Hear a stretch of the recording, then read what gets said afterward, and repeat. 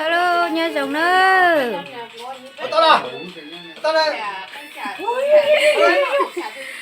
tôi chọn đại điện này tại là chế á tết tỏ đang ua lẩu nữa nó nữa mua món lẩu theo món tỏi giặt thì nữa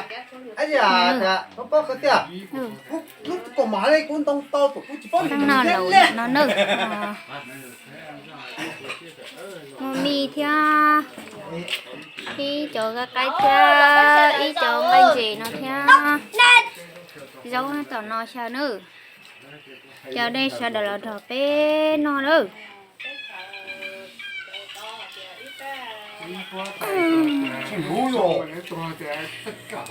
nó là chấm mỏ không cái nó có cái nó có tiền con này có tiền chỉ nó có tiền to nhưng mình chỉ nhá đó bây giờ bên nào á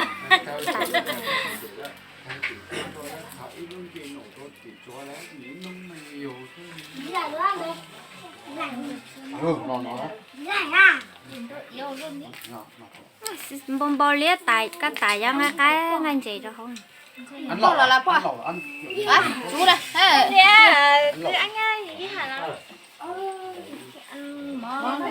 rồi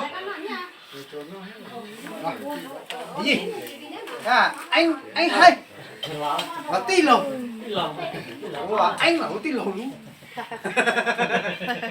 cái tôi ấy tất cả cái chỉ hai tiết thôi ăn tôi cùng Dương ơi mày mua quả sao nè qua bên này mày lấy cái muốn rửa tay là ở bên nào lẩu á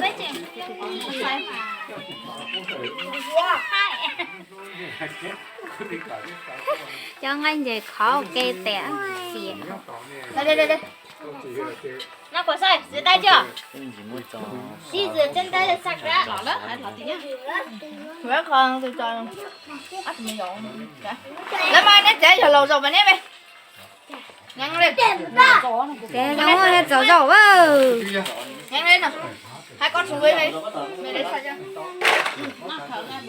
con muốn gì hai đâu mày lấy cái bát được không phở đó phở không phải chỉ nó sao phở xem điện thoại làm sao cái thứ nó trẻ em tia rửa tay chưa à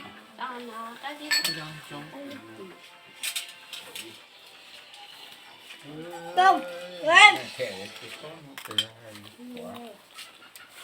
cái cho cô cha nhi từ chị cho mua bỏ ham tàu từ lẩu ăn tết là ăn tết đó cái tủ nó im bấm nữa phải đừng khai thế đừng khai à chân chắn nó lắm chân chặt ruột trứng gai rồi là cha nó lắm mà nó mù đi sao có chả có phở là dùng chai qua pe tất táo cái hệ là cái gì chỗ là nhìn nó nên là ô nên cho lúc cái lúc thưa này nhiều này chỉ nhiều thứ để trong xe mổ này trong xe như thế nào có luôn đi hay gì cái tàu này có chỉ dùng mình có xe dễ tàu nó rồi chưa mình chưa mình nó rồi này bây giờ nó rồi chưa nó chưa nó chưa em chịu đây cứ nào chưa má em chịu mình nó giống là cái nhân này ôi là anh nó chưa ủa lo là em chỉ chơi chơi tàu đi còn lồng lá hay em chỉ chè chơi tàu mà tàu điện thoại mà đi chỉ có quả cả cua cũng một cái điện thoại này cho nên thế mà nó xe to ít thêm mà khô ít thêm cái nè xa lách nữa dâu má nữa bắp ha chả dâu thơm nè chúng mình做了 mắm lọt xỉa rồi món đồ shop à lọt xào thì của tên nó thọ đâu gì chết mày mất tí nữa ăn lẩu ăn mì lẩu mì có hành tổ đâu chết chị chèo đúng không cái phần nào nè nó giống nó bắt kêu không Anh lấy chiếc số anh mới nãy. Cháu cháu không. Chị dâu mua bao nhiêu gói mía? 10 gói à? Mua 30.000 thôi. 30.000 10 gói. Qua giờ cháu mới giờ Gói mà 30.000 em tính em 10.000. 4 gói rồi. Gói 2.000 rưỡi thôi là. Bánh. Đây thôi. Chị dâu lấy thìa về xem canh ấy có ngon chưa? Mấy thầy. Dòng đây Không, mấy thầy không hòm bóp quá. nó lẩu là lẩu, nó lên thẻ luôn. Cháu hòm bóp quá. Thế tôi mình nhớ tờ phái rồi chúng Mấy nó Con thế này được không? bảo vệ Tua quá. Lôi thôi máy. Nè. Khoan à. nó giống như là để tôi là không một đồng tiền này không cứ Món này nên nhiều quá rồi. nói kìa gì lâu là nó để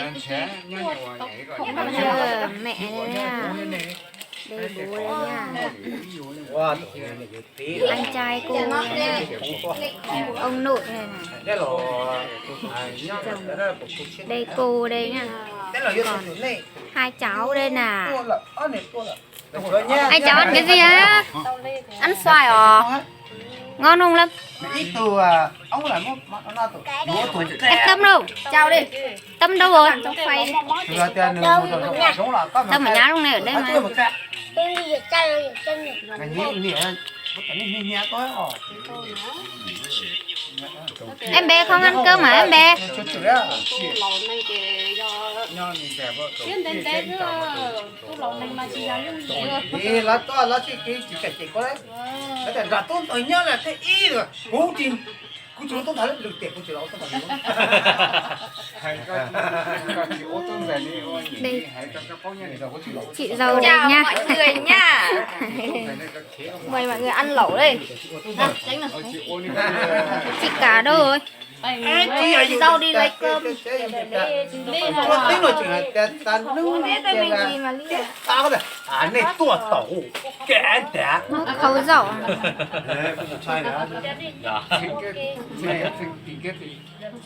Các là tu đó. Ý muốn nó coi. Chuyển nó các kẻ. Kẻ chết đẻ. này hay à Tôi dậy. cái lồng á hay hay lấy con à rồi lên tỏ là cho tôi lo là cái là cho lo một tờ là cả Chị tao xía này. Tiền bò về đấy sáng mẹ sau nó tiếng cho tính cá tí đi rồi mới xía rồi mà nó máu. ăn lẩu lên này chứ Nó dậu Cái dậu này lên là. tôi nên bà. Tôi nên bà. Tôi chỉ là chọc quá. Cái của cái gì các của cái đẹp ta. có tiền Cái gì cơ ta nói chuyện gì khi trò thi. Nên bữa có à này tua tàu như của tua tàu. Tự nó đá. Không có tàu thì cũng tự yêu ăn lắm rồi. Này chị dâu. Cũng bỏ các mới. Các bộ con chưa? Tu tập vật cái này các chỉ dụ chết thái là chỉ chết để. Dậu cho ăn cái đâu đây. lúc gì nào Dậu ăn đây. anh không nói gì à cái nào ra cái hổ hơn Cái nó sai tay luôn. Chị này. em về mà nào Là điện thoại rùa rồi à. Ăn cơm đó. Ăn đi. Bắt đầu. Ngồi trước. Để tỉa của chị nó tốt đây. Này, cái đợt cháu này ăn xoài này. Ngon chưa? em nói gì đó này nhưng mà Lúc từ tức to à? dạ mà thôi chỉ muốn nạt chứ à thế lâu tuần thời muốn nạt chứ nên thay của chị lâu á nhỏ tuổi nên nhìn lại cho rồi những cái thay của chị lâu quá nè Xong đéo. Lúc mà nhiều cô là cũng một cô tất cô là con chính là ta phải đàn ta. Ai liệt ai chỉ vẽ chính môn này tất có thể môn này ta hú. Là những cái trẻ chưa sao tôi thật qua được chưa sao ôi trẻ cô chỉ bao. Cô là ô tô toàn trẻ con chỉ chỉ ta cả hú. Năm 16. Thôi. cái hạt cho con theo tuần thời Mời mọi người nha. Chào đây sẽ là nó cái non ơi. Lò na. Ăn xin là đã ăn cái gì? cái chồng này ô liu không trả hơn này Con thả con nó có ăn tao ô liu nó là cái gì nó cái ăn gì xíu. trồng xanh cũng cái Ăn xíu con ăn. cái Cái nó ăn xíu. chỉ đâu thế chẳng Nó mà để ăn à? trồng xeอยู่ Bố con nó bảo. trồng xanh cũng phải hết chỉ mới chỉ Nó làm gì đó? mới cho mới cho nó phải muốn nó để Ai tôi xíu à? mua tôm nó như này cái mà là nó sẽ cái nó nổ nó đi ra cái chỉ muốn cái chỉ muốn cho tôi thế nào ăn lẩu này ăn nào Ý chỉ nó nhỏ ở trái phép nó bị chế cứ uống bùa Nhà tôi này chị ảnh có. để mua nhà cứ trái phép nó mới là xóa muốn nào đây nhá muốn nào đây tôi cái này cứ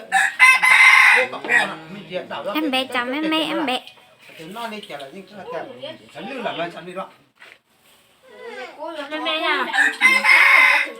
Nhưng có thiên rõ mến đó mà. Em bé nhà chồng rõ mến. rồi có này à chỉ có này bố có cái thế rồi châu hả này bố cái một tạt là nó có chuyện gì bố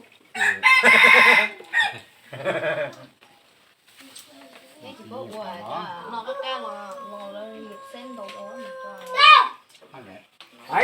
hai mẹ con hai mẹ con có ngồi không họ thì vào lúc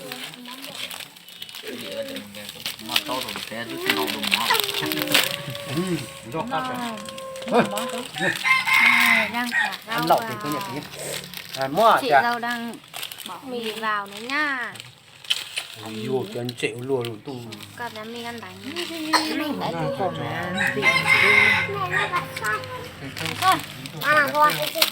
trời ạ thấy chưa Chị kể mình chỉ lắng chia. Xem hòa. thấy chưa thấy chưa đã một cái không Thẻ nó rong hấu à. Tên chiaอยู่thì rồi thẻ đây là dấu mình gì là rong lùi.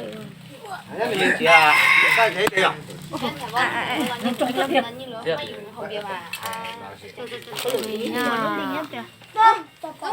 Lâm ăn cái này xong con lấy đi ạ. Vứt ở dưới kia xem.